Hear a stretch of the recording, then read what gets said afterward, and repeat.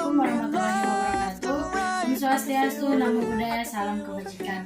Perkenalkan, nama saya Elensia Saleh Sakita dengan NIM 22 14 20 10 51. Mahasiswi dari Universitas Bangunan Indonesia Manado, kelas A2, semester 1, Fakultas Keperawatan, program studi ilmu keperawatan.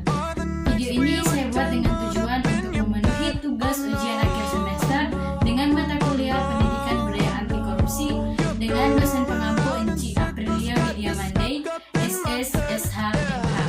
Oke, baik, di video presentasi kali ini saya akan membahas materi tentang pendidikan budaya anti korupsi. Di dalamnya saya akan membahas definisi, bentuk, faktor, dampak, tujuan, manfaat pendidikan budaya anti korupsi untuk mahasiswa dan langkah apa yang akan Anda ambil untuk memberantas korupsi. Oke, baik, saya akan masuk dalam materi. Materi yang pertama yaitu definisi korupsi. Korupsi berasal dari perkataan bahasa Latin corruptio yang berarti kerusakan atau kerobohan. Di samping itu, perkataan korupsi dipakai pula untuk menunjuk keadaan atau perbuatan yang buruk. Korupsi banyak yang disangkutkan pada ketidakjujuran seseorang dalam bidang keuangan. Bentuk-bentuk korupsi.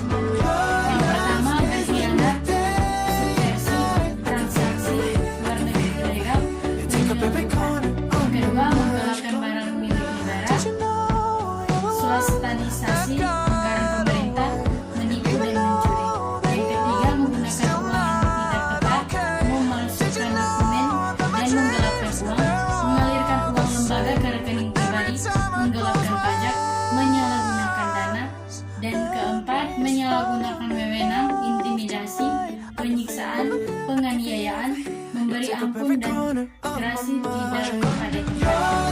Yang kelima, penipuan dan mengoceh, memberi kesan yang salah, mencurangi dan memperdaya, memeras. Yang keenam, mengabaikan keadilan, melanggar hukum, memberikan kesaksian palsu, menahan secara tidak sah, menjebak. Yang ketujuh, tidak menjalankan tugas, desersi, hidup memperdaya orang lain, seperti benalu. Yang kedelapan, penyuapan dan penyogokan, memeras, menguntit pemungutan. Yang terakhir, menerima ciri-ciri korupsi. Yang pertama, suatu pengkhianatan terhadap kepercayaan seseorang yang diberikan amanah seperti seorang pemimpin yang menyalahgunakan wewenangnya untuk kepentingan pribadi. Yang kedua, penipuan terhadap badan pemerintah, lembaga, swasta atau masyarakat pada umumnya. Yang ketiga, dengan sengaja melalaikan kepentingan umum. Yang keempat, dilakukan dengan rahasia kecuali dalam keadaan ketika orang-orang yang berkuasa atau bawahannya menganggapnya tidak perlu. Korupsi biasanya dilakukan secara tersembunyi untuk menghilangkan jejak yang dipanggil yang membuat. Yang terakhir dan kelima, melibatkan lebih dari satu orang atau lebih. Tujuan dan manfaat pendidikan budaya anti korupsi. Pendidikan budaya anti korupsi bagi mahasiswa bertujuan dan bermanfaat untuk memberikan pengetahuan yang cukup tentang permasalahan korupsi dan pemberantasannya, mendorong mahasiswa agar mampu berperan aktif dalam upaya pencegahan korupsi, menanamkan nilai-nilai anti korupsi serta menumbuhkan budaya anti korupsi di kalangan mahasiswa. Selanjutnya, langkah apa saja yang perlu kita ambil untuk memberantas korupsi di Indonesia? Langkah yang pertama yaitu membangun generasi muda yang paham tentang pentingnya mencegah tindak korupsi. Yang kedua, membuat pusat layanan pengaduan tindak pidana korupsi. Yang ketiga, memberikan hukuman yang dapat menimbulkan efek jerah agar tindak pidana korupsi tidak terulang lagi pada masa yang akan datang. Jenis-jenis korupsi. Menurut Undang-Undang Nomor 20 Tahun 2001 tentang pemberantasan tindak pidana korupsi, ada 6 jenis tindakan yang dikategorikan sebagai tindak korupsi, yaitu yang pertama, suap menyuap atau istilah lain yaitu sogokan atau kolusi. Yang kedua, penggelapan dalam jabatan. Yang ketiga, pemerasan. Yang keempat, perbuatan curang. Yang kelima, benturan kepentingan dalam pengadaan. Yang keenam, pemberian hadiah. Dan Dan kita masuk pada faktor penyebab terjadinya korupsi. Ada beberapa faktor yang menjadi alasan dari tindak pidana korupsi, yaitu yang pertama faktor kebutuhan, yang kedua faktor kesempatan, yang ketiga faktor tekanan, dan yang keempat faktor rasionalisasi. Dampak dari korupsi. Tindakan korupsi yang dilakukan oleh para koruptor dapat menimbulkan dampak buruk baik pada diri pelaku sendiri maupun pada negara dan rakyat. Dampak yang pertama, dampak korupsi pada koruptor itu sendiri. Dampak yang kedua, dampak pada moral bangsa. Yang ketiga, dampak korupsi terhadap rakyat.